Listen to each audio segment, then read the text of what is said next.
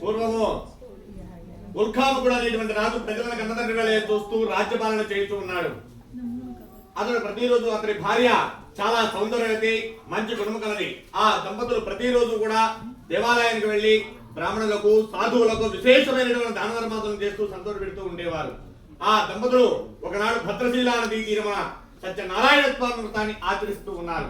అలా వ్రతము చేస్తూ ఉండగా సాధువు అనేది ఒక వైశ్యుడు అనంతమైనటువంటి ధనముతో ఒక పడవను నింపుకొని అడుగా వెళుతూ రాజు చేస్తున్నటువంటి వ్రతాన్ని చూసి పడవను ఒడ్డునకు పట్టించి రాజు వద్దకు వచ్చి అడుగుతూ ఉన్నాడు, ఓ రాజా, మీరు చేస్తున్నటువంటి వ్రతమేమి? వ్రతాన్ని చేస్తే ఏం ఫలితం కలుగుతుంది? ఈ వ్రతం చేస్తున్నారు, ఏం తక్కువైతే నువ్వు ఈ వ్రతాన్ని ఆచరిస్తూ ఉన్నావు అని చెప్పి అడుగుతాడు. అప్పుడు ఆయన వ్రతం పూర్తయినంత వరకు కూడా ఎవరితో మాట్లాడకుండా, ఎందుకంటే వ్రతం కార్యక్రమం చేసేటప్పుడు ఎవరితో మాట్లాడి ఏదైనా మాట మనం అనకూడదు అన్నాం అనుకోండి, ఆ ఫలితం నిష్ఫలం అవుతుంది.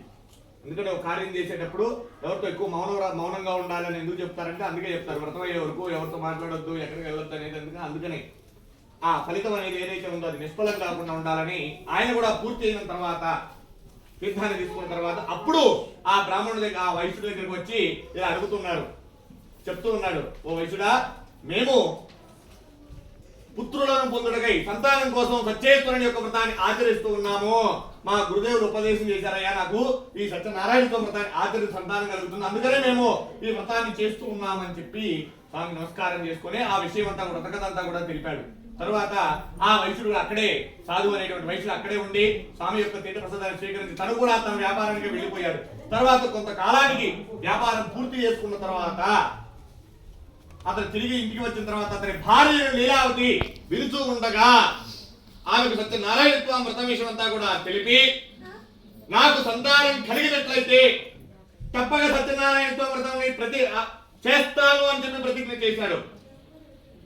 అతని లీలావతి గర్భవతి అయి సత్యేశ్వరుని యొక్క అనుగ్రహం చేత పరివమాసం ఒక కుమార్తె కలిగింది.